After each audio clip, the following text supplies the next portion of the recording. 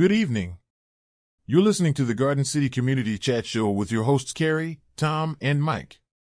Sit back, relax, and enjoy the show.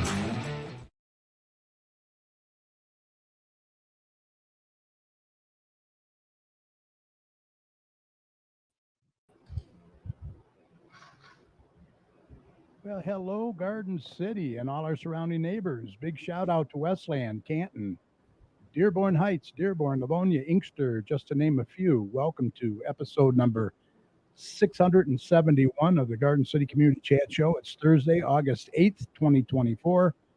We're so happy you could be with us tonight. We hope you're all safe and doing well. I am your host, Carrie. Also joining me tonight is our very own meteorologist, Dr. Tom Iwinski. How you doing, Tom? Doing well. This is our type of weather, buddy. Oh, you better believe it. Finally, a break. Yes. Mike, I can see, is trying to sign in. He seems to have a problem all the time. I don't know what's the matter with his computer, but I see him trying to pop in. So hopefully he'll get in there tonight.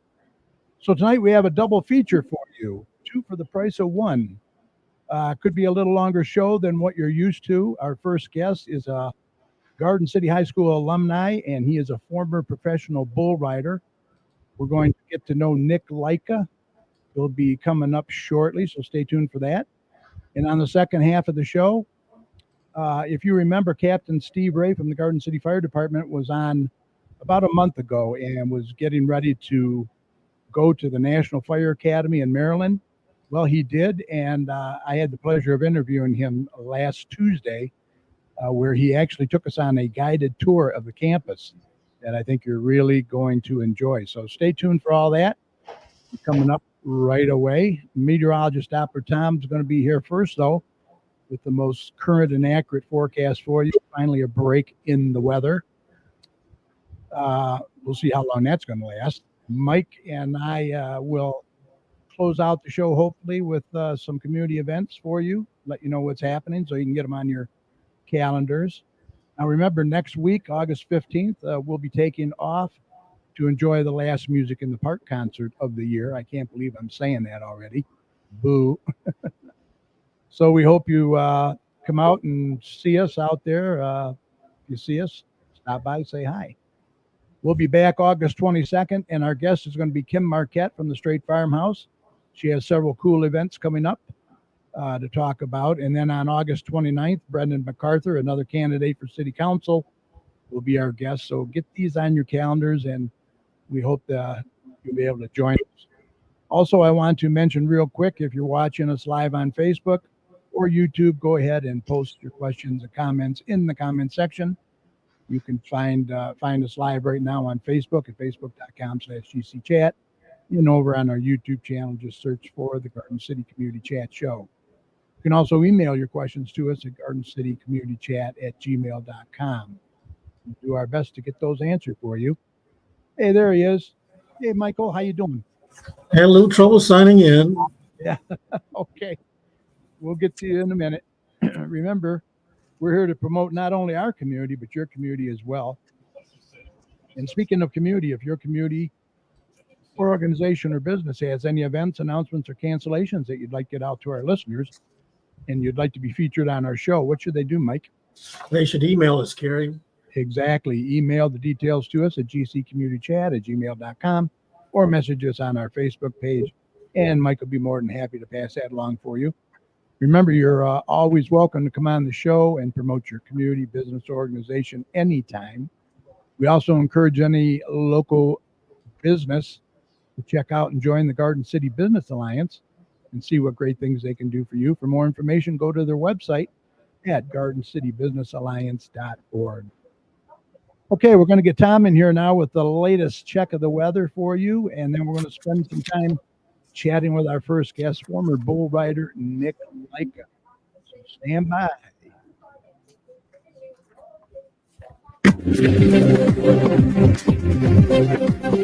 Okay, let's do a check on weather with Doppler Tom. Let's see what he has in store for the rest of this week and the weekend coming up. Tom, take it away. Finally, a break. Yeah, this weather segment is going to be chef's kiss. You just wait, Carrie, and this is going to be our weekend, and it's just going to be amazing. So this is probably one of the best weather handoffs you're going to get from me in quite a long time. So here's kind of where we're at tonight. Obviously, we're still kind of into the 80s, a little warm today, kind of a little cloudy day at times. The sun's now kind of coming back out. So kind of some mixing clouds of sun today, and we got into the low 80s.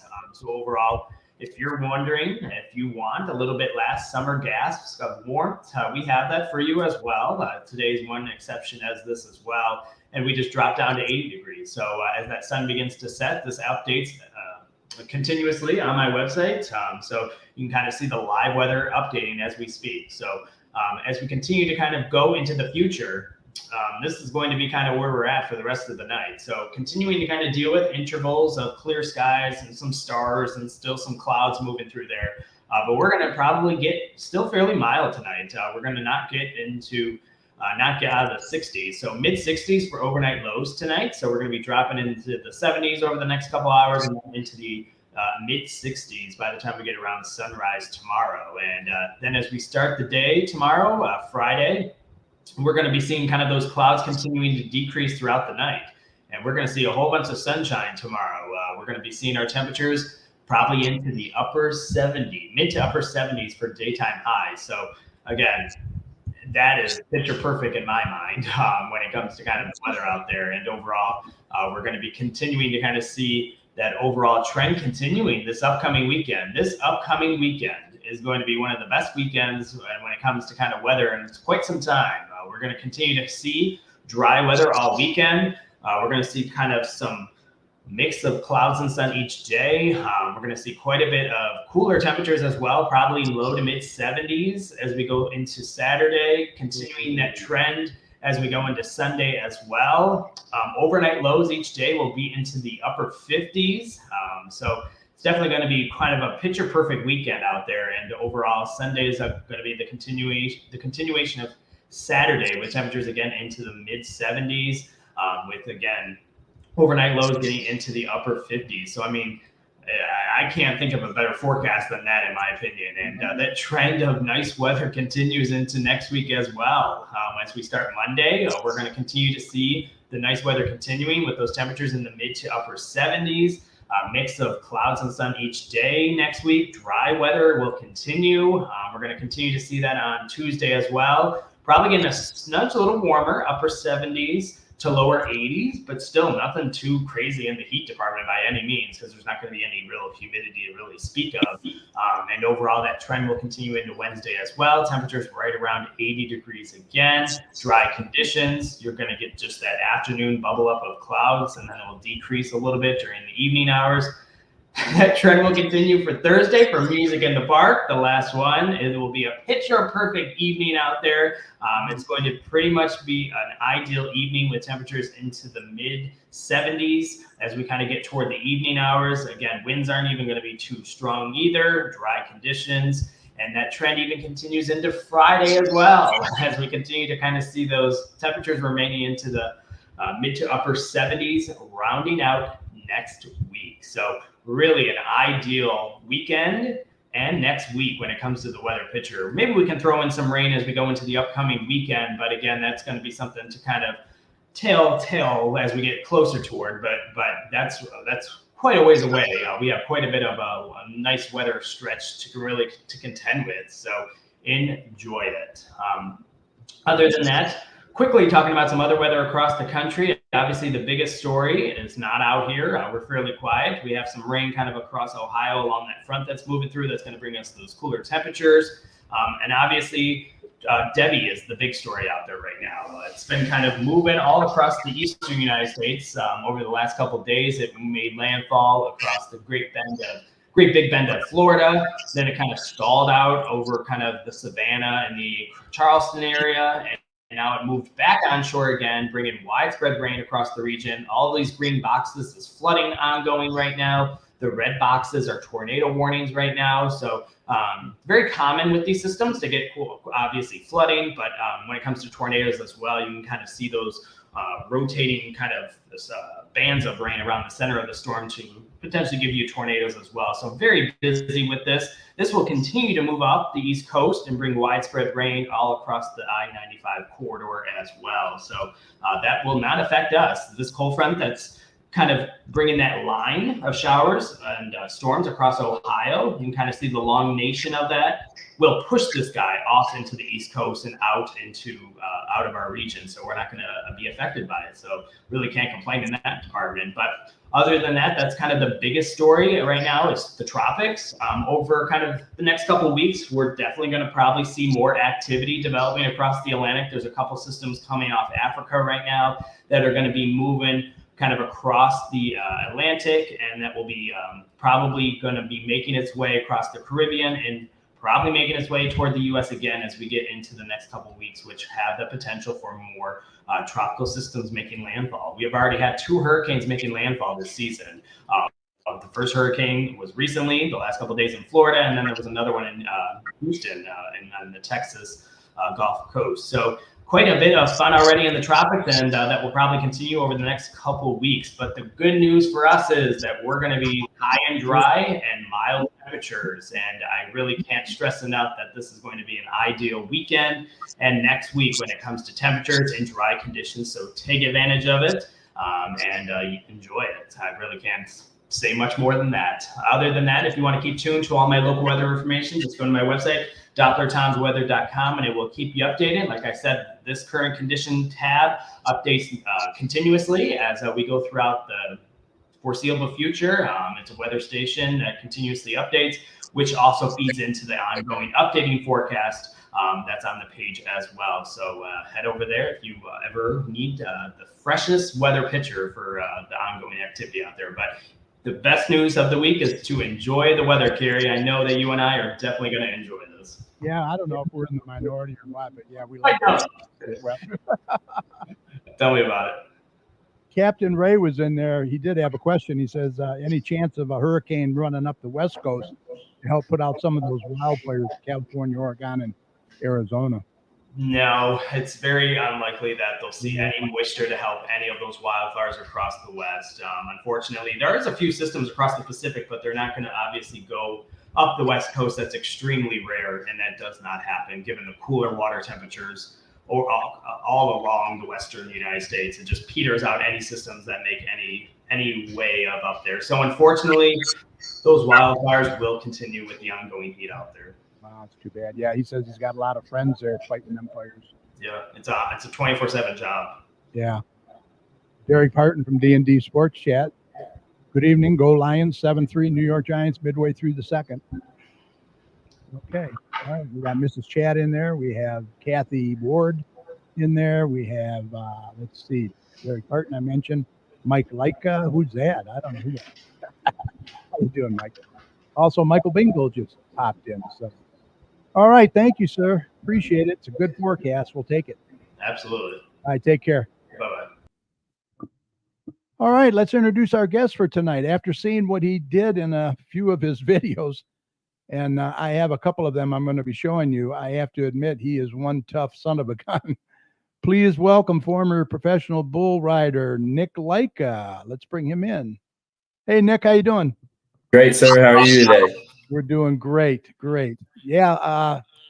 First off, let me just play a couple of videos that I have. Okay, I pulled off your page just to see what people see you in action here.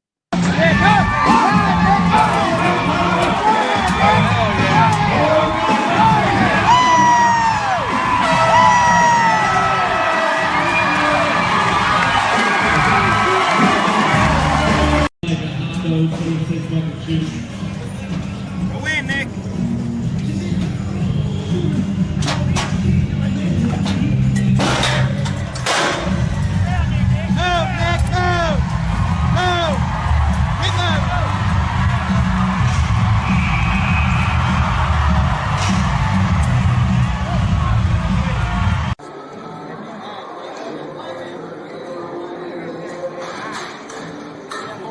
Go on now, Lica. Be aggressive. Have some fun now.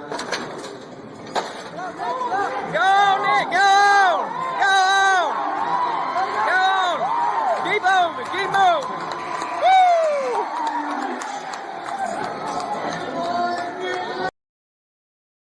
Wow. Those are really old videos of me.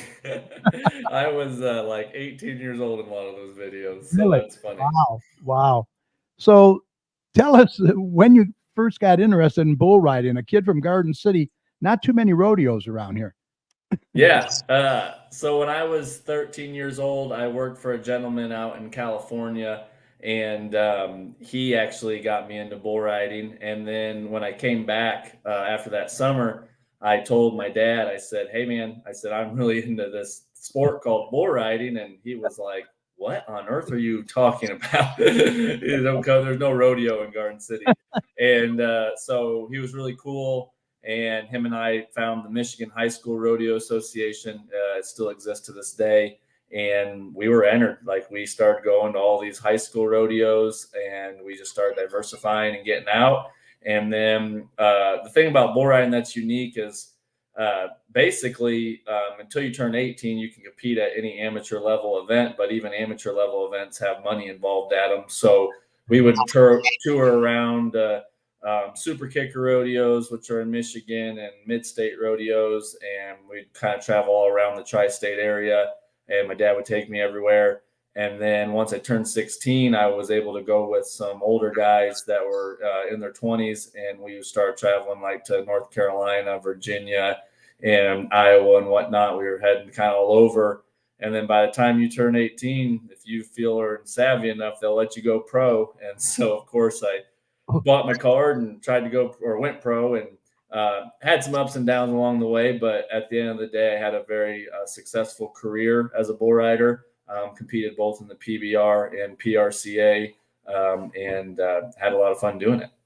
So did you win any buckles?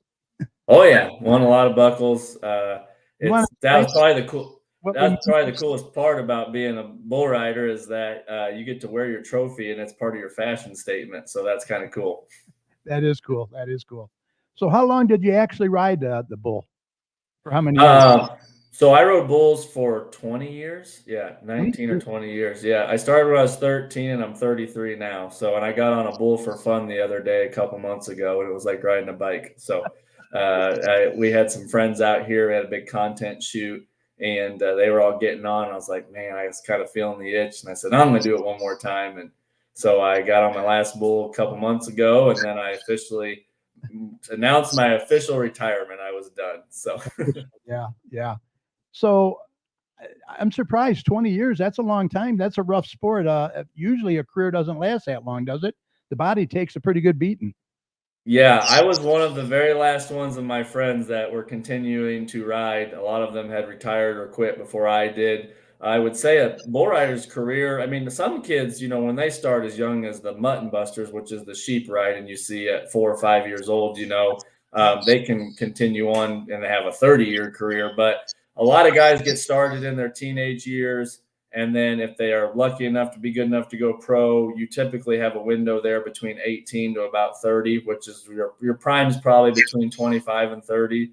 And then there are some riders in the PBR that there's one guy, JR Vieira, he's like 40 years old. He's an animal. And then most guys, I have a buddy named Jeff Askey in the PRCA. He's 36, but for the most part, you get in the 30s, you're at the tail end of that. Now, it doesn't have to be that way, but you just don't bounce as good as you used to. And I think what really wears out on people more than just the injuries is just there's a lot of travel involved. Every weekend, you're at a new place, which is such a blessing. You go all over the world. I've traveled, I've competed in Brazil, Mexico, Canada. But at the end of the day, just being away from your family, and as you get older, you start to establish these things that you didn't have as an 18-year-old, 20-year-old kid, and so leaving makes it a little bit more difficult. So could your wife travel with you, or was it just you strictly? Yeah, so my wife is actually a professional trick rider and Roman rider in the PRCA. And so I should get her. she does crazier things than I do, I think. She jumps fire standing up on 2 horses, and she's wild. But she and I typically don't travel together all the time because I was going to different events. Like I was typically going from event to event to event where she's hired for the whole event. So let's just say there's a rodeo, like we were in Sydney, Iowa last week for a pro rodeo. Well, it was 5 days long. If I was competing, I would only got to compete one day where she performed all 5 days. So back when I was traveling and competing, I would kind of run into her along the way and I would travel with her a little bit. But I was going from Cheyenne to Sikeston, Missouri, back to New York, over to California. I mean, and she was staying in one spot for a weekend or so. So how does that work? That gets costly. Do you pay your way, or do you have sponsors that pay that, or what?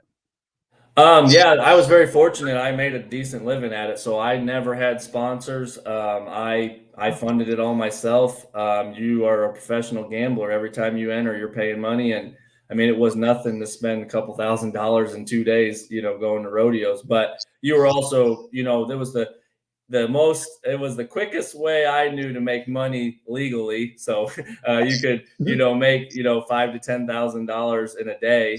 And it was good money. And so, I mean, don't get me wrong, there was risk involved, and not every time it was glamorous. There was, a good bull rider rides 50% of their bulls, and most bull riders ride about 30-40%. So you got to get good at failing 60% of the time, and then take that adversity and move forward.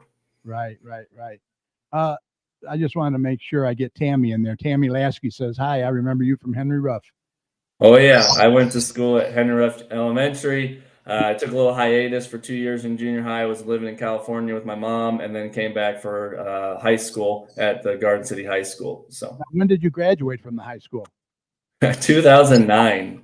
2009. Yes, sir. Oh wow. Yep. Now let me ask you, how does that work with the bulls? Do you draw? Is it a lottery? Who draws the bull? How do you know which one you're going to ride? Yep. So the people that haul the animals are called stock contractors, and they raise them or buy them, and then they have like a set pen of bulls. And typically at a rodeo, there will be, let's say, 30 to 50 bulls there, and then each day is considered a performance. And so usually they'll buck 10 to 20 bulls a day. So then bulls will go 2 times over a weekend or so. And essentially when you get there, it's a complete random draw. But at the professional level, they'll let you know your bulls like a few days, if not a week in advance, because there's a lot of money on this. And sometimes if you don't draw a bull that's good enough to win on, you won't go. Like you won't invest you'll pay a turnout fee and waste your, $221 in entry fees, plus another $100 for turning out, or $50, depending on if you did a notified or non-notified. And because, I mean, let's just pretend I'm in let's say I'm in Fort Worth, Texas, right? And then I got a rodeo in Oregon, right? And I got to get there the next day, and flights are $1,000, and I got a bull that I can't win on. Well, it's not worth going all the way up there. You know what I mean? It's not worth spending the $1,000, $1,200, just eat the $200 and move on. But that's a random draw. We don't own any bulls. We just show up, and what we get is it's kind of luck of the draw. And that's kind of the thing that's difficult about bull riding. There's a lot of variables. One, it's a judge sport, so it's another man's opinion, which can be frustrating at times. And then at other times, it's just, did you draw the good stock? Did you not? And when you go to the really big rodeos, you don't turn out. Like if you're at Houston, San Antonio, those rodeos, Cheyenne, you get on whatever they get you, and you got to make it happen, Gotcha. Mrs. Chap, my wife says we actually met someone at D&D Ranch in Roscommon. His name is Chris DeBacke. He says he knows you. Yeah, Chris DeBacke. Yeah, he was a friend of mine. He's a rodeo entertainer. You guys call him a rodeo clown. There's a big misconception between a rodeo clown and a bullfighter. A bullfighter is the ones that protect the bull riders. They don't really dress up as clowns as much anymore. And then your rodeo clown is actually your entertainer that makes the jokes and entertains the crowd. Okay, yeah. I was going to ask you about that because I know it's dangerous for you guys, but for those clowns or entertainers, that's got to be pretty dangerous for them too. Do they have any type of training as well? Oh yeah, I mean, a lot of people think rodeo is just a bunch of rednecks, but it's not. It's very professional. Everyone, they treat it like, I mean, you can't not be athletic in this day and age. Like, they have personal trainers, eat right. I mean, it's no longer the days of drinking beer and rodeo, and it's dang sure you gotta cross your T's and dot your I's, because if not, you're gonna get left in the dust. I mean, one, the caliber of the animal, the bucking bull is so athletic in this day and age. They've completely genetically outdone the bull riders. The bull riders are not up to speed with the bulls, and that's why you don't see as many rides in this day and age, because the bulls are they're just wired for it. And a lot of people have a misconception about that. They think that, like, they're, forced to buck, or they tie their nuts or something, and none of that is true. I mean, they're just like racehorses. So they're bred for this. It's in their genetics. They love it. It's fun for them. It's a game.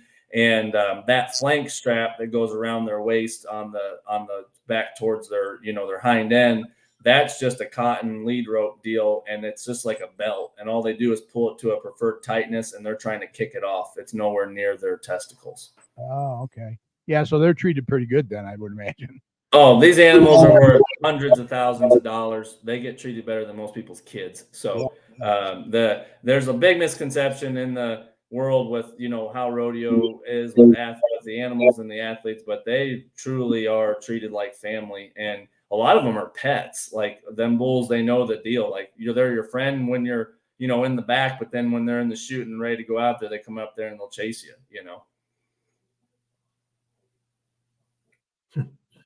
Say that again. I'm sorry. No. I can't hear you. You're muted. He's muted. You hear me now? Okay. Yes, sir. Okay. Yeah, I don't know. I don't know. I wanted to talk to you about this revolutionary Lica bell. Is that something that you invented? Yes, sir. Yeah. I was blessed with the opportunity throughout my bull riding career. I took a job with a company called Beastmaster Rodeo. And when I started, I was the original employee. I was the only one, and had a lot of success with that. We manufactured and sold rodeo gear. And over the course of 10 years, I learned a lot about sales, retail, marketing, manufacturing, shipping. I mean, you name it, I was involved in it. I was a very ground level company when I started. And over the years, I created lots of products. I made products better. That was such the benefit being in that industry, right? Was I would go and talk to the riders, talk to the contestants. I never tried to sell to anybody, but I always tried to learn and see what we could do to make things better. And so over that career, I made a lot of good friends, good connections. And a year ago, one of my good friends, who was a bullfighter, so the guy that protects us, he got hit in the eye by a bell. And all the bell does on a bull rope is wait to put the rope on the animal and then take the rope off after your ride. That's all it does. And the rule books just state that it's supposed to have a bell on there. It doesn't claim it has to be metal or anything. It just says a bell. And so when he lost his eye, they asked me if there was anything I could do to fix this. And I was like, yeah, I think there's something. And so we had all sorts of ideas, and by we, me and another guy I was working with that wasn't with Beastmaster. He didn't work there or anything. And so we started talking this over, and we did some 3D printed ones, and it was too hard, and we tried some stuff. And then eventually we got it down to where we found a rubber that we liked, and we were casting them out of molds and stuff. And the truth and the reality and the honesty behind this whole conversation was, I had no intentions to actually ever leave my job. Or be done at Beastmaster because I no longer work there. I had full intentions on just trying to get some royalties off of this. Like I thought it was a really good product. It was a really good idea. And I actually told my dad, I said, man, it sucks that I built this awesome product and I'm not going to really get anything from it. And my dad says, well, you should at least put your name on it or something. And I was like, well, I mean, it is kind of like a bell. So that's kind of, and then I like had this light bulb moment. I was like, oh my gosh, like a bell. That's hilarious. And so then I was like, I'm going to name it Like a Bell. And so after multiple conversations with the owner of the company, him and I are on really good terms. He's one of my good friends. He's taught me so much about business and life. And like, I can't thank him enough for, giving me that push. He's like, Nick, if you want to go be successful and be an entrepreneur, he's like, take this product. It's yours. You developed it. He's like, go to market with it. And I support you 100%. And so now I'm off on my own as an entrepreneur, building these rubber bells and trying to make a difference in the industry, trying to keep the guys safe that have kept me safe for so many years. That's awesome. That's awesome. I just got a couple photos here of you as well. This is you, I imagine.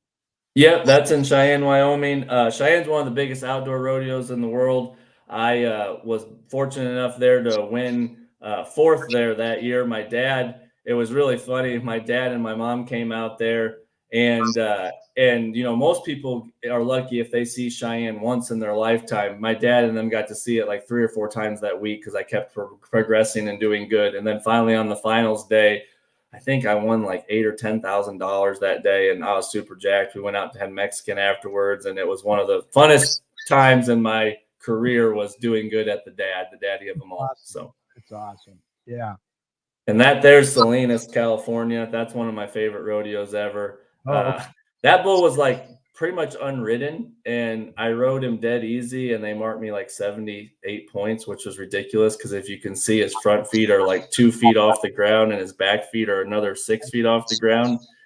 They marked me like 78 points. That was kind of ridiculous. So, and the whole point, you want to stay on it, what, 8 seconds? Is that right?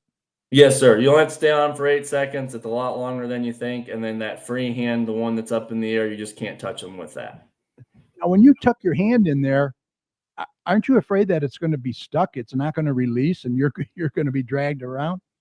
Well, Carrie, you're doing something dangerous for a living. So if you're worried about that, then you shouldn't be getting on, right? I mean, the bull rider's mentality is stay on till your head hits the ground. So I didn't want my hand to come out. Okay. All yes, right. sir. I guess it does release, though, so you do fall off. If you open your hand, the way those ropes are designed, if you open your hand and your rope's not crazy sticky, it should come out. Oh, okay, good, good. All right, now, did you say you're with Beastmaster Rodeo now or no? No, well, I'm like a sales rep for them now, but my stuff is actually that Everyday Western Wear used to be a hat company. I had a little side gig, but now my official website is licabrand.com, licabrand.com. And then my Instagram or Facebook is licabrand_official. And that's where I've been putting out all my content about things with the bell. Like I said, still love Beastmaster Rodeo, still highly involved with him and their company with helping out with things. And now more of a sales rep, no longer like the CEO. But at the end of the day, like it was just time to go try something new and take a chance on myself, Sure. Rode bulls for 19 years or 20 years. So I was risk taking every time. Might as well take a chance on myself. So Right. And before I let you go, can I ask you, have you ever been seriously hurt? Any broken bones or anything? Yeah. So when I was a kid, just starting out in Springfield, Illinois at the National High School Finals Rodeo, which I probably had no business being there. I qualified just by pure luck. And my dad wasn't coming out for the first performance just because he just didn't work out with his work schedule or something. And I go out there and I ride this bull about 6-7 seconds, fall underneath him, and he steps right on my guts. And I end up having a liver laceration, and thankfully it wasn't serious enough that I was dying, but I was bleeding internally.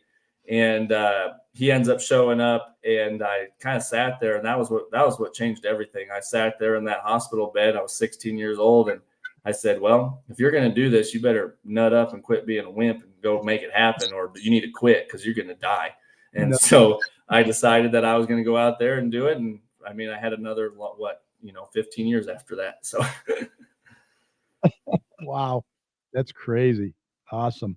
Well, look, Nick, it's been really a pleasure talking with you. We got to know you, and best of luck in your new ventures. And please feel free to come back anytime you'd like to keep in touch with you. Yeah, it's been an honor. I'm so glad that I was able to be on this show to a community that I've been so close to my whole life. My parents still live in Garden City. I visit it periodically, and I'm just grateful for what you guys are doing with the show. Yeah, thank you. Shout out to your dad, Mike, too. He's with AquaChem Solution, ACS. He does our carpets. Great guy. Really love your dad. Yes, sir. Well, thank you all for having me, and you guys have a good night. All right, you take care. Thank you. Yes, Wow, that's pretty cool. Yeah. That's a tough sport. Yeah. I don't think that's what I would want to get into. I don't think so. Not All when right. I'm 13 and not when I'm 82. Right. He was good, though, that's for sure. Yeah. All right, let's get to our second part of our show. Captain Steve Ray, you might know him from the Garden City Fire Department. He's going to take us for a tour of the National Fire Academy. Let's bring him in. How you doing, sir? Wonderful. How you doing, Terry? We're doing great. Great. So How do I follow a bull rider? You know, thanks. You couldn't put me on after a politician or anything. I can win that game. But the bullfighter, yeah, I'll take a house fire over a 1,000-pound beast any day. Yeah, how do you follow that guy? Man, oh man. I better have something good up my sleeve tonight. Yeah, for sure. So I had the pleasure of interviewing you last Tuesday with the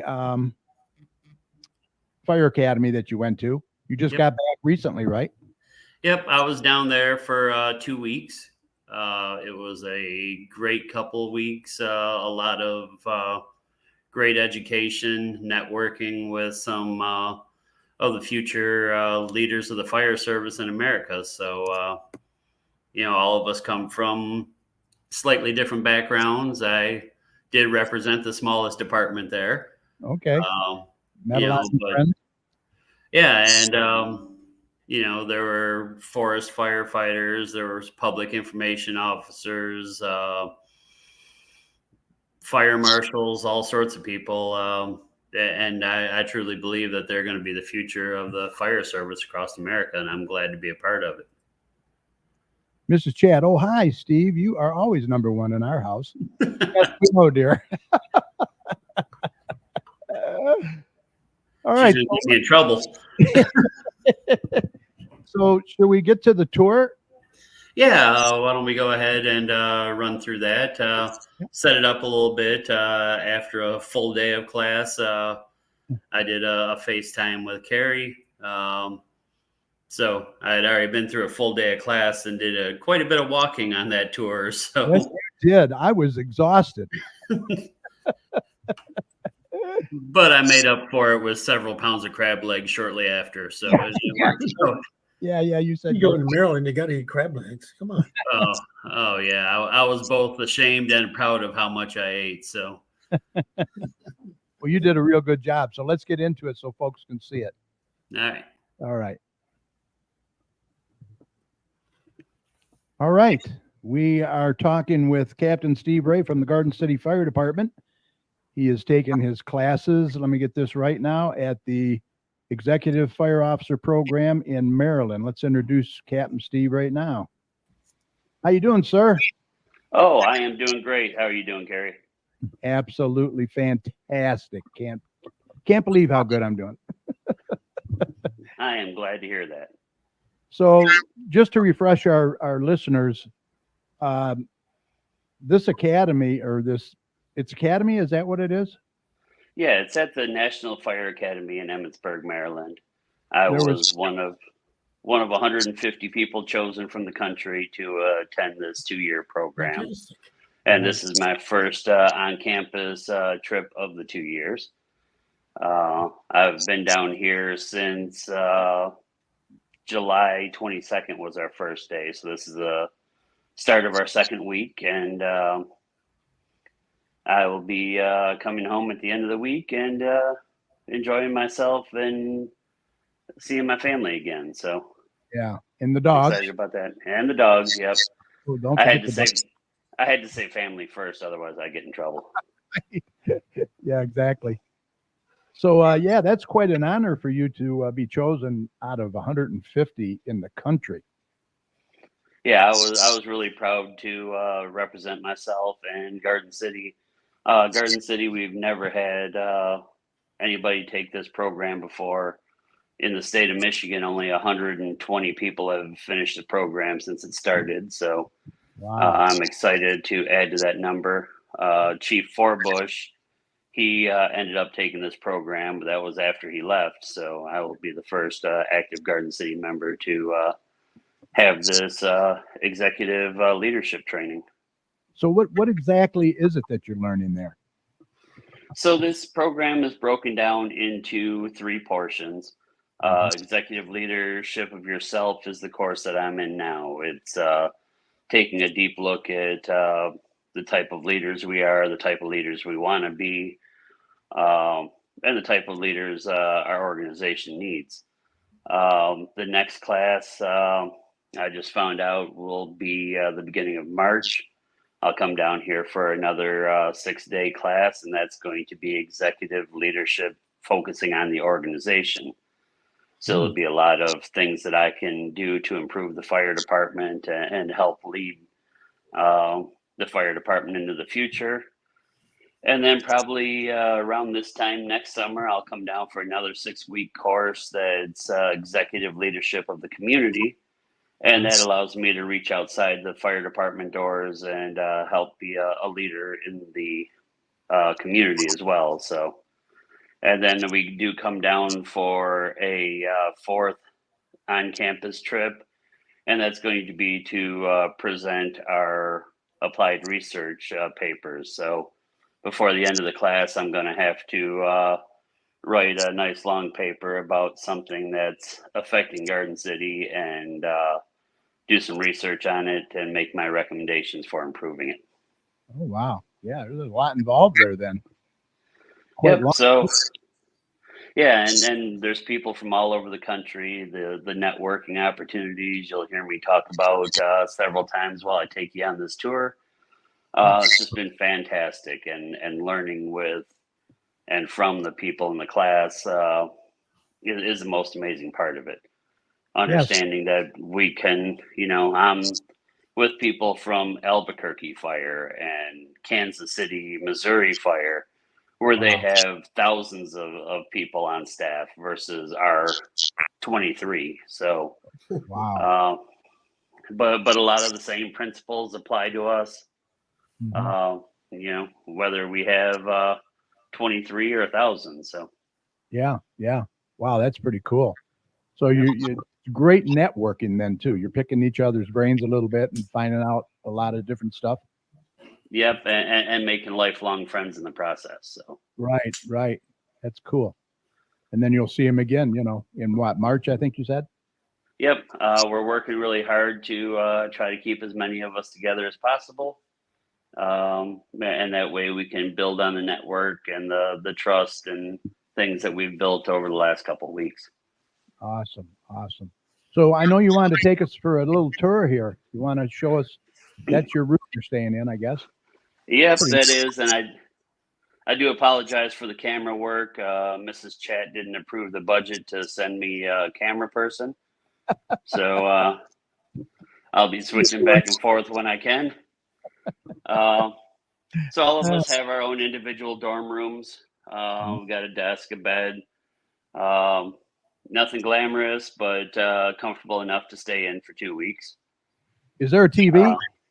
There is a TV. Oh, okay, I haven't turned it on, but there good. is a TV. So anything that's important going on out there, people are telling us. So right. So they did keep most of the classes together. This building is one of the dormitory buildings, and excuse me while I step outside and walk down the stairs. But there's not only is this the National Fire Academy, but FEMA also has an emergency management program here. So there are non-firefighters here as well. Don't worry, I won't get you on camera. some of my classmates. Very nice facility. Wow. Yep. Give me a second. It is starting to sprinkle, so I'm going to put my umbrella up. Oh, okay.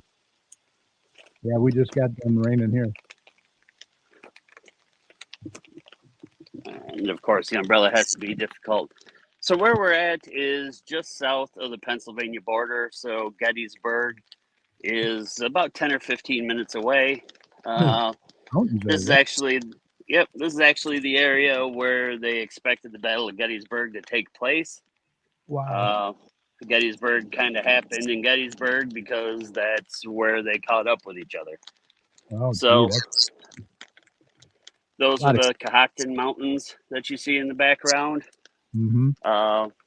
Right in that area is Camp David as well. So the presidential retreat's just over that hill. Oh, wow. They have advised us not to go looking for them. Yeah. I guess there's signs that say lethal force authorized beyond this point. I'd turn around if I saw that sign. So Yeah, that's for another sure. one of the dormitory buildings. That's the dormitory building I just stepped out of, C building. And these two buildings are pretty much set up for the firefighters for the National Fire Academy. The big camp? Yeah, it is. 120 square miles, I think it is. Oh, So wow. it is a good sized campus. It Bigger than Garden originally City. it was the first women's parochial school in the country. Okay. And then it became St. John's College. After they moved out, they moved next door to a newer complex, and the government took this over.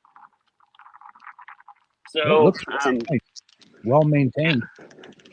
I'm going to sneak around here. As you can see, the U.S. Fire Administration, the National Fire Academy is part of the United States Fire Administration. Oh, wow. So, yeah. This was a recent addition here recently. The outside entertainment area. This is the Command Post Pub. A whole lot of networking gets done here. So, Oh, yeah. But just the other day, it has a nice outdoor kitchen. We had a barbecue as a class. That's really nice. Recently, they have put some money into recreation, especially when we're out here for a couple weeks. They want us to be able to do some recreation. Yeah. Little sand volleyball pit. So, as we move on, this nice. building we'll get a better look at.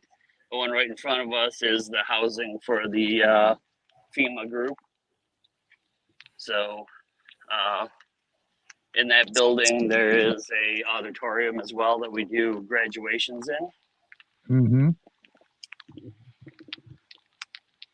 Building we see right there, and you can see from the architecture, the crosses on it.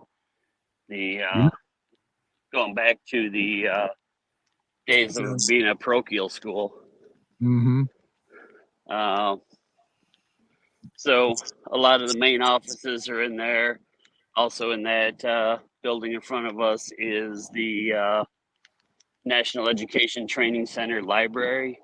It is the world's biggest library of fire and emergency response journals and books. And now, where do you actually take your classes at? we'll get back to that building. Oh, okay. I'll show you. Nice library. Yep. So we spent some time in the library today planning our research paper. So this is one of the original schools right here. This is the backside of that emergency management dormitories. So there's the dormitories. That was the main school that was here. We use it. They've got a large auditorium in there. So our graduation from the classes are held inside of that auditorium. Very cool. You need to take a break or anything? Nope, I'm doing good. Okay. I walk about 12,000 steps each day out here. So yeah, how long did it take you to learn your way around there? Did you get a map? yeah, Well, I've been out here several times. So, how you doing? Good. Another one of my classmates. So, Okay. from New Mexico. So, just the architecture in these buildings. When the federal government took it over, they signed an agreement that they would keep the historical view of it. Yes. So, Very nice. Wow. Very nice. so like up here, you can see if you take a close look, they've got copper gutters. Yeah. But those are actually new. They had to find new copper gutters to maintain the aesthetics of the building. Uh-huh. Gosh, for as old as they are, they're in such great condition. Nope, doing a podcast. Sorry. Yep. See you for dinner. Accused me of taking a selfie. Look at that brick. Wow. Yeah, so this is part of the Path of Honor. You'll notice some of them when we get up here around the corner have names on it. A lot of them are names of fallen firefighters. Or very nice. And it is split up between states. So Michigan is right up around the corner here. But on our way to the cafeteria and the church, going to show you one of our first memorials out here. Wow. This memorial is called To Raise the Nation. It's a tribute to the firefighters that died on September 11th. Oh, that's nice. In here, there is, in the Walk of Fame, is also a piece of the bedrock that was underneath the World Trade Center. So that was donated to the Fire Academy. And, each of these guys are about 15 feet tall. Yeah, they're big. Beautiful. Wow. Very nice. It's built off that iconic picture from the magazine that everybody remembers, the three guys raising the flag out of the rubble of the World Trade Center. Mm-hmm. Wow. I hope I'm not making you dizzy with my camera work here. You're doing real good, real good. Another one of the things, we have the bell that they use primarily for the fallen firefighter memorial days. Okay. So they'll read off the fallen firefighter's name and ring the bell. Wow. And a few Bible verses that go with it. Mm-hmm. So, very nice. Like I told you before, unfortunately, one of the things we've gotten pretty good at is funerals in this job. So, yeah, that's unfortunate for sure. Yeah, but pay respects and learn from others. I'm not going to say mistakes, but learn from others' lessons so we don't run into the same thing. Exactly. Yeah. So that's really nice. I like that.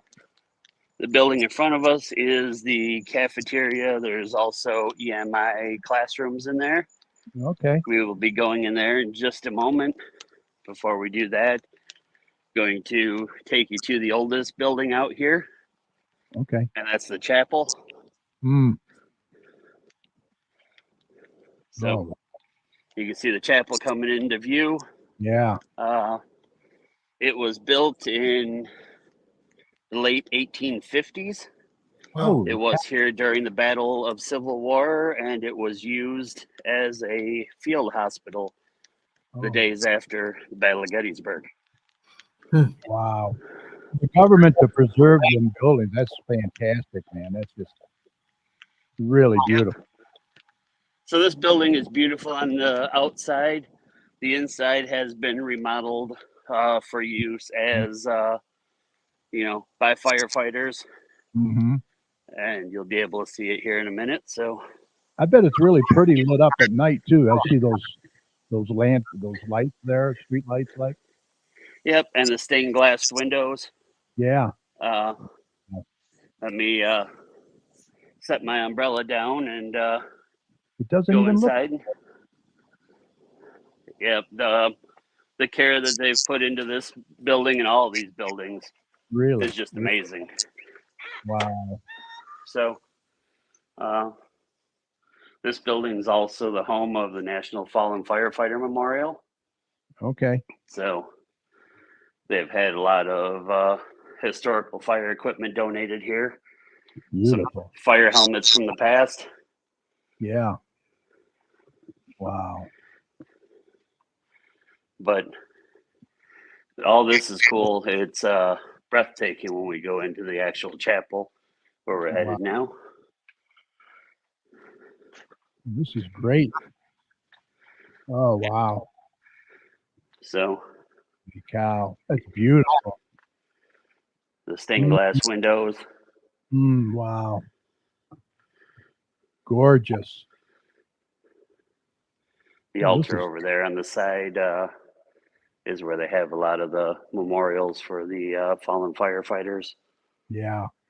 Up here, the candles that you can light. Oh, yeah.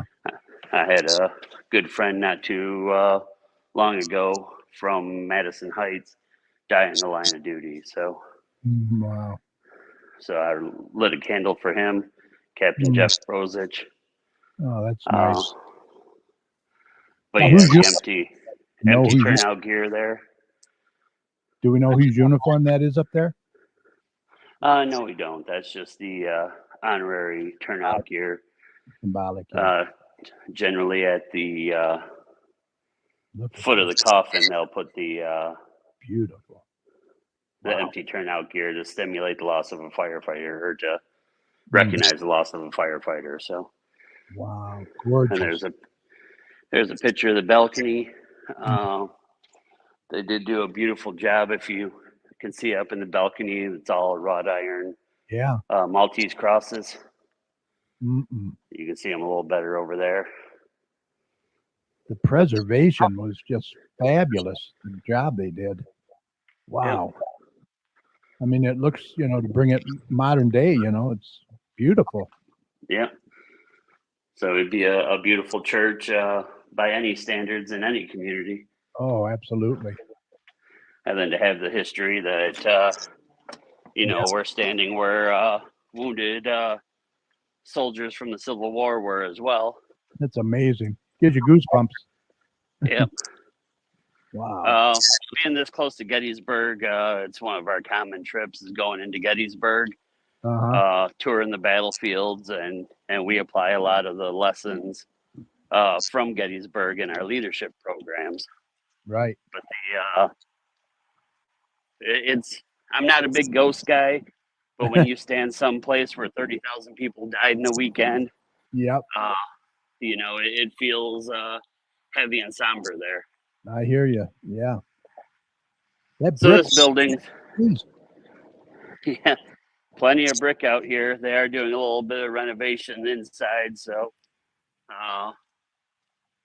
that's what you see the insulation up there. But this is our dining hall. Oh, okay. So, yep. And this is the only part of this program that the city had to pay for. So they had to buy my meal ticket for 2 weeks.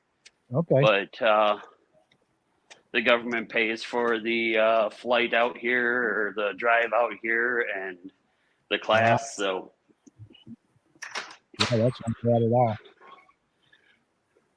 So here we are walking inside. Yeah, woodwork. Whew. Yeah. Very.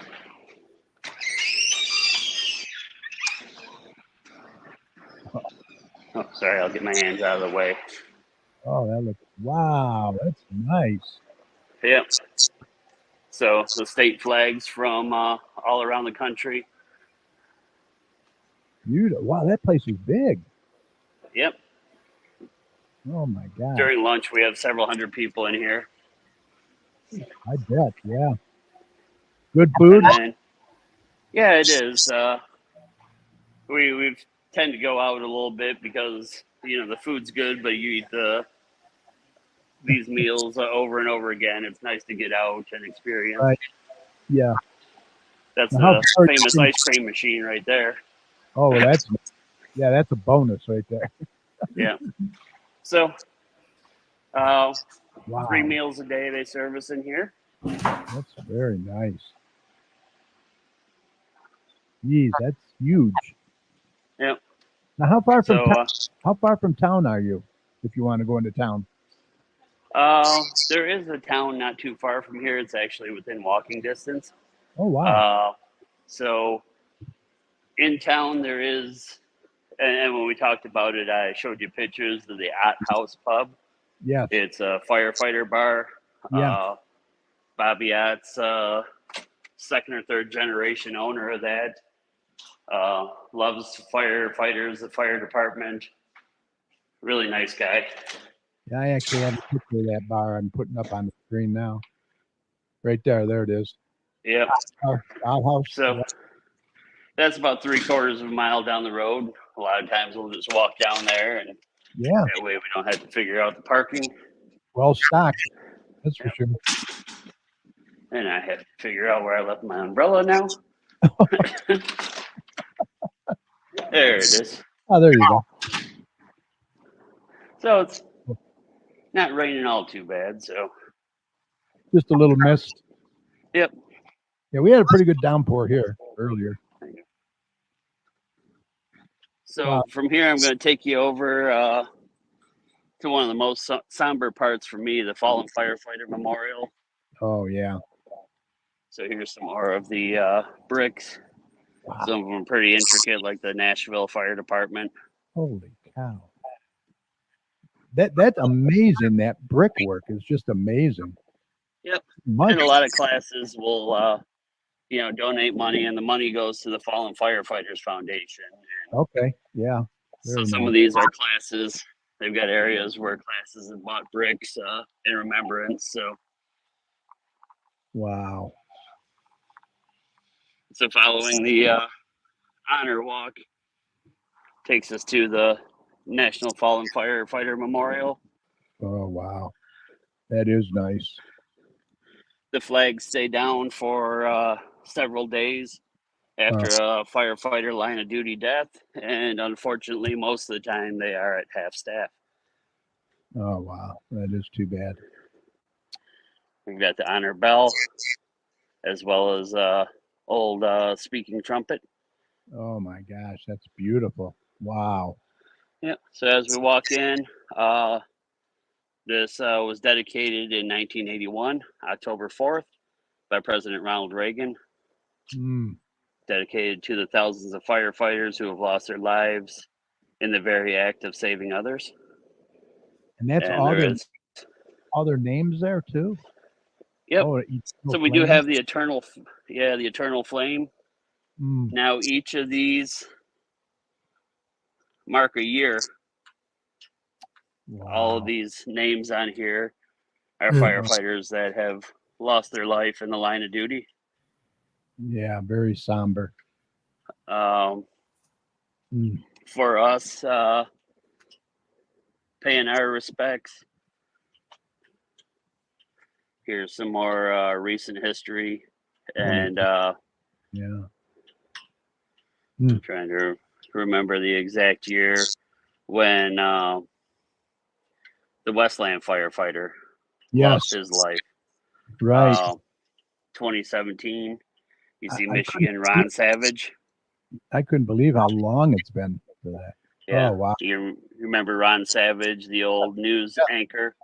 He was also a Milford firefighter. Right. I remember that. Oh wow. That's beautiful though. What a tribute. What an honor to be there. Yep. So as you can see, it steps up each year, and we recognize those that went before us. Jeffrey Brozich, he was the guy that I took the class with. I come out here and remember him. So yeah.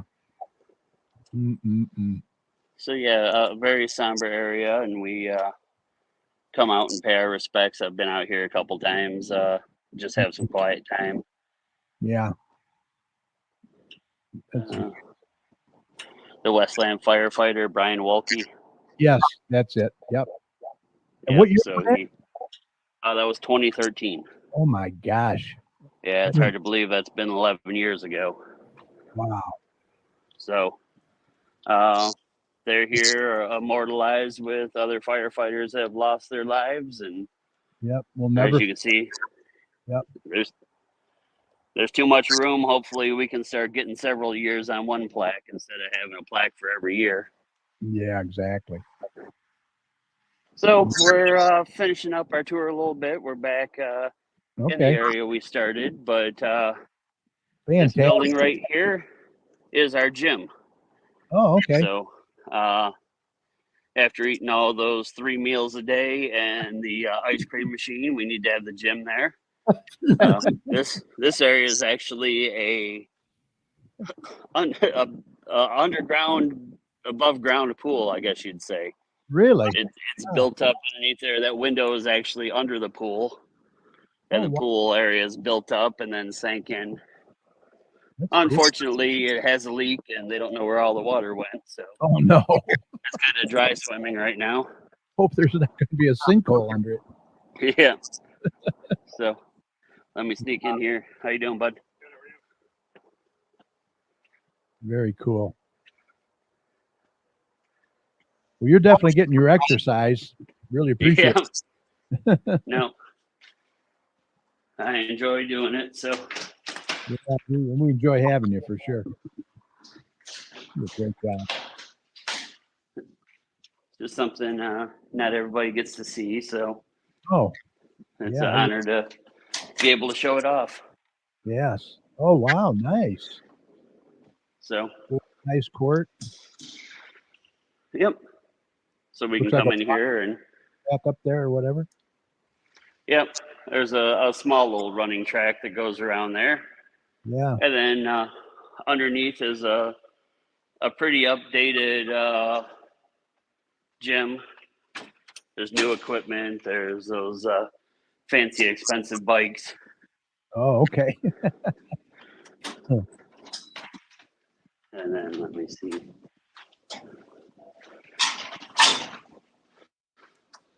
Well, you know your way around this. Pool doors. Yep. It's two So there you weeks. can see the waterless pool. Okay. That's pretty But cool, it's though. in Yeah, I bet that's. Yeah, it's definitely interesting to be able to do that. So Yeah. Very cool.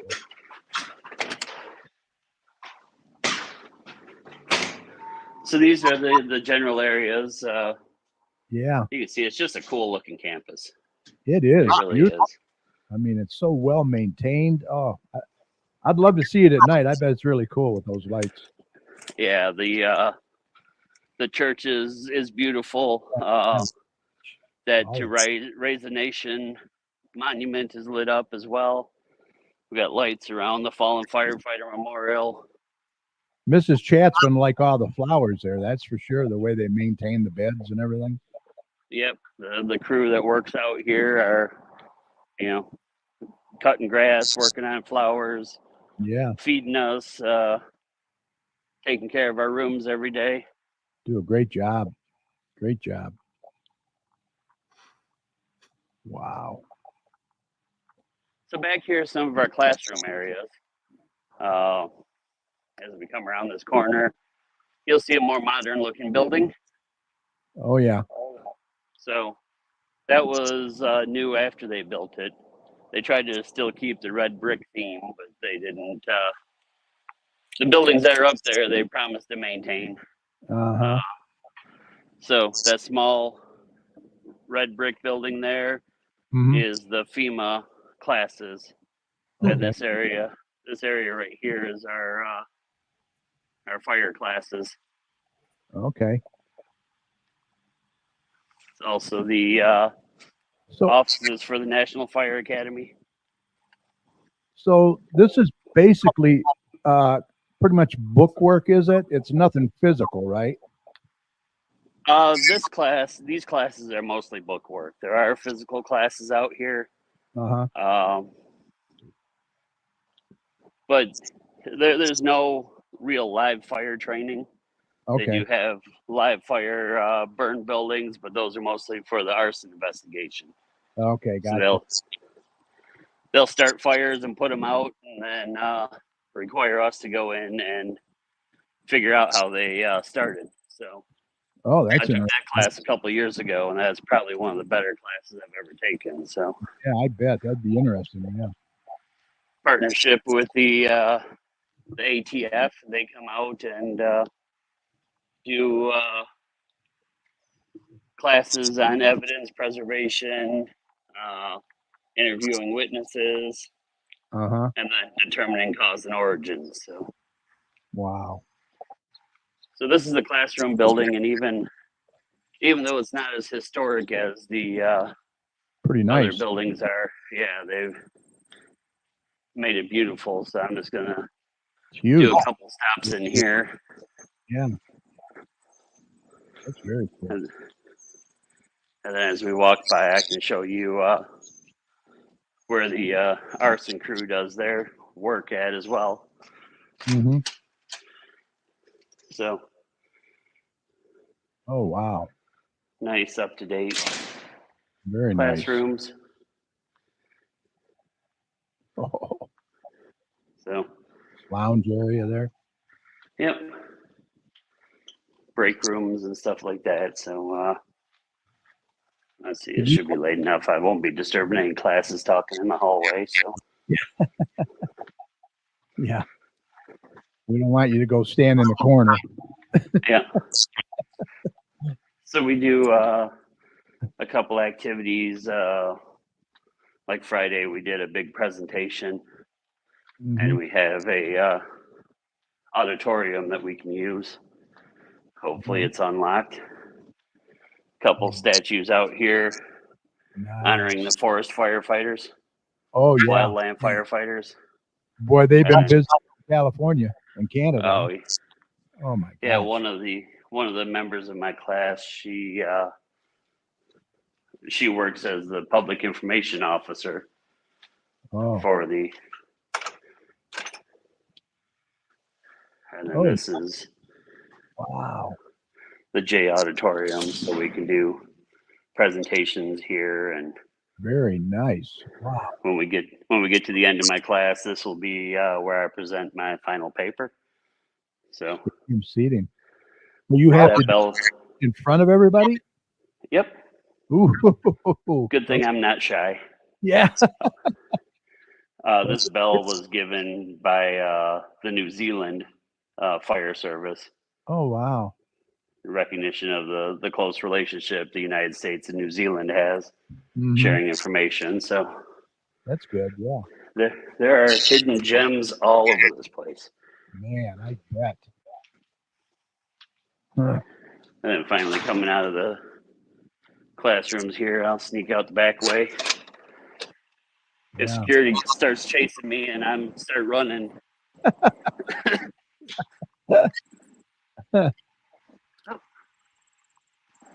Is that a Hello, dog? my friends. Yep. This is one of my friends I met the other night. He's Oh, I'm cool. on the special team. So how you doing? Pluto. Good. You have Pluto. a chat? Yeah, I'm on a podcast right now. So Very cool. and then right around here, I don't have time to take you all the way back there, but back through the woods, there's a river that runs through there. There's a log cabin that we can do group activities back there. Oh, that's fine. Yeah. But just over this hill, you'll see the burn chambers right Oh. behind the fancy waste management box. That is fancy. So you can see the actual Oh, smoked yeah. out areas over there. Right. So each of those are like one room apartments, and I think they said for each class they spend about $30,000 in decorating, furnishing those rooms. So Oh, my. they'll have a bed, a lazy boy, a TV. They pretty much clear out the secondhand places around here. And then burn And them. yep, Oh, so- wow. there was just a class last week. You can see new fresh doors on, especially that one straight ahead of us. Yeah. So Yeah. as soon as one class is done, they come out, tear it out, rebuild a room, and it's set up for the next one. So Wow, that's amazing. Amazing. then back there, I'll walk down this way. This I'm is not in a rush. it's so huge. I don't want you to Yep. miss dinner. Oh, don't worry. I got the keys. I won't miss dinner. Okay. That's why I enjoy driving. You know, Yeah. the government will pay for a plane ticket down here, but then I'm stuck down here for 2 weeks without a car. Right. So, Yeah, you got them wheels. You can go where you want. yeah, we had the weekend off, so I went up to Pottsville, Pennsylvania, Oh, which okay. just happens to be the home of Yingling, the oldest brewery in the United States. Oh, okay. And I got a tour of the oldest brewery, Oh, very cool. For samples? and of course it included samples, so that was nice too. Pennsylvania So, is yeah. a nice state. Very nice.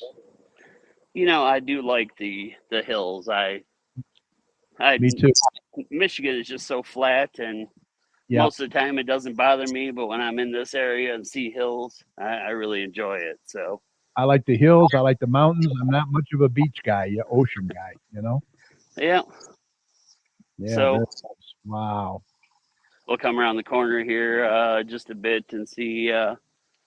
There's a small creek and that runs through here, That's and cool. then back Seems- through the clearing, you can start to see there's a log cabin and an old spring house back there. So, Gosh, very if scenic. yep. A lot of this, the walking path is nice, so people can just get out and stretch their legs. Yep. This time of year, it's nice to get up early before class. There's people that go out jogging and enjoying these paths. Oh, I bet. Yeah, it's a nice path to jog. Yep. And then we have areas down here. This is the squirrel and the geese area for the most part, but nice little dam here, and Oh, that that great heron over there. Oh, yeah. Wow. That's very I cool. think he appreciated me interrupting him. Yeah, there he goes. But yeah, there's times I enjoy being social and I love hanging out with people, but there's other times I just want some quiet too, and Yeah, this is one of my hiding spots down here. that is nice and Yep, quiet. and then from here you can see the log cabin and the bridge over there. Wow. So Awesome. now let's see if I can get the camera back on me for a few minutes, and then Yeah. answer any other questions you may have. Beautiful there, I'll tell you. Oh, it wasn't that one. How about this one? Hey, Oh there yeah, you go. that's beautiful too. Exactly. So, Man, that was fantastic tour. yeah, I hope you enjoyed your tour. Next time, we'll bring you down to run the camera for me. And Okay. Will they pay for my? No, we'll carpool. yeah, you can just hop in with me. Yeah, there you go. So, Well, now but you yeah, got to it remember is. is I'm sorry, what was that? now you have to remember where your umbrella is. Oh, put it in my pocket. Got it right Oh. here. Oh. So, All set. yeah, it is a great opportunity. Just a couple weeks ago, one of our other lieutenants came down here for the first time Mhm. and took a command and control class, basically teaching him how to run fires and Uh-huh. organize things, move the pieces around. And then Quite the honor to be there. it is, and it's really underutilized by the fire service. National Fire Academy estimated only 2% of firefighters ever utilize the National Fire Academy. Wow. So it's important to me to encourage our guys to take advantage of it. Exactly. And I'm Why do- working. Why do you I'm think working that? now to become an. I'm sorry. Why do you think that is? Being underutilized. I don't know if it's our staffing levels that people don't get a chance to get away. I think a lot of it is nobody's ever experienced it. And like I said before, I've spent about 4 months of my life down here in various classes, and I'm all in and recommend it to my coworkers. Yeah, that's good. Well, hopefully they'll utilize it more. Yep. Beautiful. I'm working right now on trying to become an instructor down here as well, so that will allow me to teach classes down here as well as off-campus classes for the fire academy. Really? That's cool. Yep. So that would be like, I mean, how would that work then with your job here? That I just take vacation time for a week and come down here, and I got you. Once I teach enough classes and the National Fire Academy is comfortable, I can start teaching these classes up around our area. Oh, neat. That's very cool. Well, you did a fantastic job. Well, thank you, my friend. I really, really appreciate it. I think we covered some ground today. Yeah, you did. I'm tired. I'm out of breath. That last flight of stairs was enough. So. Well, you on your way back now to your room? Yep, I'm going to. We're heading out to the Crab Shack for dinner. So. Oh, okay. Cool. I'll feel a whole lot better with some crab legs in me. There you go. There you go. Absolutely. Well, look, I'm going to let you go. I'm going to let you get back there and get some rest. All right. Fantastic job. I think our listeners are really going to enjoy this tour. That's for sure. All right. I appreciate it. And we'll talk to you soon. All right. Hi, Mrs. Chat. Yeah. Hey, safe travels back, okay? All right. Thank you, my friend. And we'll talk to you soon. All right. Take care. Thank you. Yep. Wow. Fantastic. That was just a fantastic tour he did. Captain Steve Ray from the Garden City Fire Department. If you want to get a hold of Captain Ray, email him at stevenr@gardencitymi.org. All right. Thank you again, my friend. That was a fantastic tour. That wore me out just watching it again. That was really an honor, I'll tell you, to see all that. Now, you said in your comments here that you can get into the grounds to see the memorial, but it's a federal facility, so you will have armed guards searching your cars then, right? Yeah, there's, in the past when I took the arson class, the last day of the class, I ended up flying my wife down to DC and picking her up, and I got a visitor's pass from the instructor. But anybody can go down there, and they'll have to get a visitor's pass and show their ID and things like that. Gotcha. It is a federal facility. The helicopter landing zone there is the backup for Camp David, so security is pretty tight there. Yeah, that would be. But if you want to go see the firefighter memorials and things like that, they'll sign you in, search your car, and give you a visitor's pass for the memorial areas. Okay, gotcha. Annette McNeil says, wonderful tour. She really enjoyed it. Kathy Ward really enjoyed it. Well, thank you, my friends. It means a lot to share this part with me. So this part of me with you guys. So we love having you. You know that. You're welcome back anytime. Yep. And then, I take my responsibility to the fire department and to the fire service in general important and want to improve my skills all the time. And the Fire Academy is just a wonderful place. I have to say thank you to my amazing wife who keeps the house from burning down for 2 weeks while I'm gone. It's the strength and love of my family that allows me to do stuff like this. So, yeah. Big shout out to the families. That's for sure. Well, look, the ice cream machine and the beer samples, that's a bonus. Yeah, the Yingling tour was really interesting. If you're ever want a nice long weekend tour, Pennsylvania has so much to offer. Maryland, the East Country, Coast. it is. The mountain. One of these days, I'm going to stop at the Flight 93 Memorial that's right there in Shanksville, Pennsylvania, as well. Yes. So much history. I love driving through the hills and mountains out in that area. So, Yeah. it's an excellent time. And then Gettysburg is an experience all on its own. So, yeah, that's so much history out that way. yeah. All right. Well, look, I'm going to let you go. That was a wonderful tour. I really appreciate it. We got to get to our, before Mike falls asleep, get to our events. And All right. We'll wrap it up. I got to go now, but if I hurry, I can still make Cheyenne. Okay. Little tip to our last guest. So, all right. Thank you, my friend. Love having you. Have a great day. Have a good night. See ya. What a great guy, eh? Yep.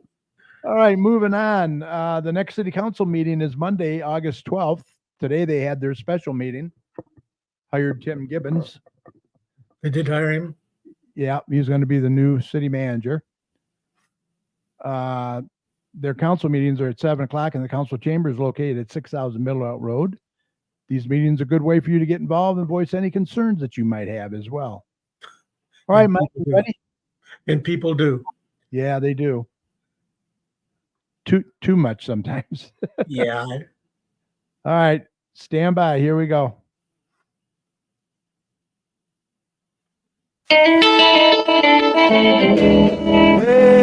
That'll be the day. That'll be the day. Okay, it's time for community announcements. Get Mike in here. Mike? It's a lie. That'll be the day when I die. Okay, here we go. Angel AIDS, Stephanie Peters offers a variety of services for seniors and handicapped. You can contact her at 248-818-5334. They have very reasonable rates. Yes. Carpet cleaners, Dennis Dietman, 734-299-6496. You can handle your carpet cleaning, tile and grout cleaning, upholstery cleaning, hardwood floor cleaning, residential and commercial. Straight Farmhouse, I've got a stuff on that. A special thing for them coming up. I hope they were supposed to send it to you too. Anyway, they're located at 6221 Merriman Road, open Wednesday and Saturdays from noon to 3. For event information, go to www.straightfarmhouse.org. Wayne County Veterans Services, every Tuesday and Thursday from 8:30 to 4:30. Call, make appointments through Wayne County at call 313-506-6302. And the American Legion Department of Veteran Affairs can handle all of your questions in terms of veteran benefits and so forth. They're there every Tuesday from 9 to 3. Shannon Coffee, the Notary Babe, is available for all of your notary needs. Call 734-469-8821. Acrylic painting for seniors, it's $8, first and second Friday of every month, 1 o'clock and 2 o'clock in the Radcliffe Center. Any questions, please call 734-793-1870. Watercolor for seniors, $5 charge, third and fourth Friday of every month from 1 o'clock to 2 o'clock in the Radcliffe Center. Okie dokie.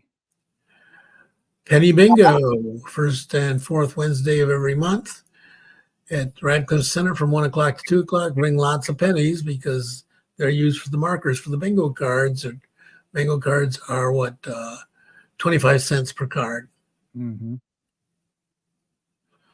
Dearborn Heights having a citywide garage sale this Saturday, August 10th, from 9 o'clock to 4 o'clock. Resident spaces are $30. Non-residents are $35. Up to 150 garage sales, all in the same location. And where's it located again? It's at the Canfield Community Center. Yep. Neighborhood Watch. Next meeting is August 13th, the second Tuesday of every month in the Garden City Police Department. Hand embroidered hat class. $15 sessions for ages 8 and up. Next one will be August, what is that, 13? 14. Yep. Learn how to make your own floral embroidered hats, all materials provided except for the hats. Music in the Park. We got one more of those coming up. Yep. That's going to be August 15th. That's next week. From Yep. 4 to 9 in Garden City City Park. Mm-hmm. Are we off that week? Yep. We're going to take that off. Okay. Yep. School supply donations. Rotary having their annual school supply donations. Look for collection boxes for the collection box at Music in the Park. Thursday, August 15th again from 5:30 or what is that? 6:30 to 9. 6:30 to 9. Yep. Lions, Garden City, we serve Lions. Another meet and greet. We're having a meet and greet that's going to be at Sports Venue. Yep. On August 18th from 3 to 5. Yep. There's going to be food and stuff available, and come and find out all you can about the Lions. Yeah. I might not be there. It's my granddaughter's graduation date, so I don't know. Party. Yeah. Mamma Mia, Garden City Summer Theater Production proudly presents Mamma Mia, August 23rd, 24th at 7 p.m. and August 25th at 2 p.m. It's a great story. Mm-hmm. Okay, an outdoor party Saturday, August 24th. Yep. Oh, this is one of the Notre Dame functions. Right. Yeah. I can't read most of that. Jesse James Band. And 6 to 10. Yep. 3144 Wayne Road in Wayne. Okay, thank you. Yep. A summer festival. That's going to be free games for all ages. It's Saturday, August 24th from 1 to 4. Yeah, at the library. Yep. Cruising Hines, nothing but classics. Right 7.5 miles of 2-lane park with no stop signs or stoplights to cruise, with nothing but classics on the road. All vehicles must be at least 25 years old or older. It's August 25th from 9 to 4 in Dearborn, Michigan, $5 donation to cruise. Seeds and Sprouts has one final class on August 31st for your ages 3 to 12, $5 per child per class. Yep. Mayor has his forum on September 4th is the next one at 7 o'clock p.m. I think that's in the council chambers. Or, Yep. Downtown Garden City Chili Cook-Off and Community Festival is going to be on Saturday, September 7th. Open house at 10 to 3. Beer tents open from 11 to 10, 11 a.m. to 10 p.m. The chili tent is open from 12 to 4. Live music from 12 to 10. And the awards will be presented at 4 o'clock. State Representative Dylan Wagala, his next coffee hour is going to be September 12th. Yep. And it's in the Garden City Radcliffe Center from 5:30 to 6:30. Here's that one that we got today from Kim, USO show. You have it too, I think, right? And Yeah. What I have is the farmhouse food truck and Oktoberfest. Yeah, I have that up here too, but you didn't get this one, the USO? No, I don't have that one. It's kind of small. Maybe I'll read it. Okay. USO show September 14th at 1 p.m. at the Radcliffe Center. Our military guys wanted coffee, girls to dance with, donuts. We will have all three. Join us for our USO show September 14th. Come meet some heroes from World War II veterans and some Rosie the Riveters. Listen to the dance music, pinup contest, cast your vote for your favorite gal. Well, it's going to be just like a USO show. That's awesome. Tickets are $10, available at the Straight Farmhouse Museum. Proceeds go to support the Straight Farmhouse Museum. And she's going to be our guest when we come back after the 15th. Kim. Okay. Community Shred Day is going to be on Saturday, September 14th from 10 to 1 in the City Hall parking lot. They'll also have prescription drug disposals and a place to make donations to the home food pantry. You need to enter off of Central Street from Ford Road, and you have to be in line by 12:45. They will shred up to 5 paper grocery bags or cardboard boxes full of papers that you want shredded. Yep. A Health and Wellness Expo. It's a free event. It's on Tuesday, September 17th from 10 to 1 in the Radcliffe Center. Oh, I can't read a lot of that stuff. Refreshments and snacks will be served. Yeah. Event. Vendors. That's just a lot of the vendors that'll be there. Okay. Party Animals, Shackley, Angela Hospice, Avon, a lot of them. Lucky Squirrel. Next Lucky Squirrel is going to be on September 21st. Yep. In an outdoor flea market crafts vendors event. Over 150 vendors, arts, crafts, and antiques and more. Yep. From 10 That's in the northeast corner of Ford and Middle Belt. Right. An Autumn Craft Festival. Music, food trucks, crafts, tarot readings, magic show, fun for all ages. Where's this going to be? Saturday, October 5th from 12 to 6 at the VFW post in Westland. Okay. 5 Wayne Road. Here's that one you had. Yeah, this is the one I've got. Food truck festival. Farmhouse Food Truck Oktoberfest. They moved the chili cook-off and from September or October to September, so Farmhouse is going to step in and they're going to have beer, food, vendors, music at the farmhouse from 12 to 8 p.m. All kinds of food trucks and so forth available. Mm-hmm. Music. They're looking for food trucks. Please contact Lisa Givens at goaliemom98 at yahoo.com. Goalie Mom. Okay. All right. That sounds good. Anything else? Yeah, the barbecue in the park. Okay. That's tomorrow from 12 to 2. There's going to be hot dogs, hamburgers, chips, and dessert. They'll have outdoor games set up for anyone who would like to play. Any questions, call 734-793-1870. It's going to be a great day, weather-wise. Yeah, boy, we got some beautiful weather coming. Yeah. All right. With that said, I think we're ready to call this a podcast. Podcast. This was a double feature tonight. Well, Yeah. seeing as we're off next week, we'll give them a double trouble. All right. A big thanks to our guest, former bull rider and Garden City High School alumni, Nick Lica. Great job, boy. Yeah. Very interesting.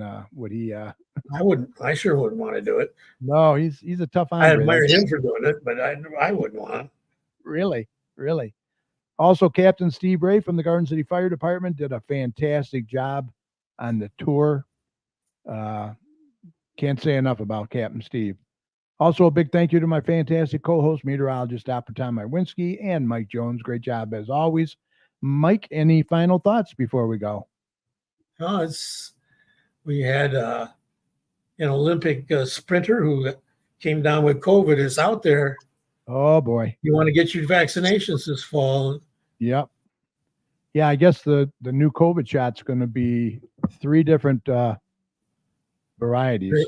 Yeah, variables. Yeah. Yeah. And let's see, we got, it looks like 9 minutes in the fourth quarter, 14-3 New York Giants. But yeah, I don't recognize any of the players that are playing. Yeah, right, exactly. They're not going to put any of our starters in, that's for sure. Risk getting hurt. All right, also a huge shout out and thank you to each and every one of you for sharing part of your time with us tonight.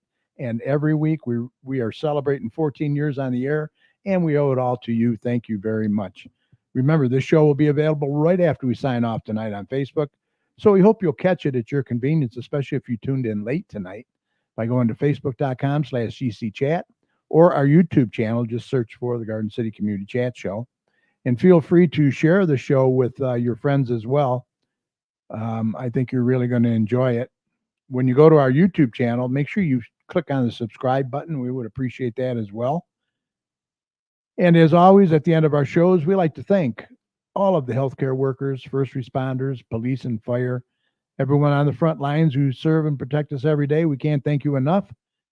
Be safe, and we want you to know that you and your families are in our friends, your families are in our thoughts and prayers every day.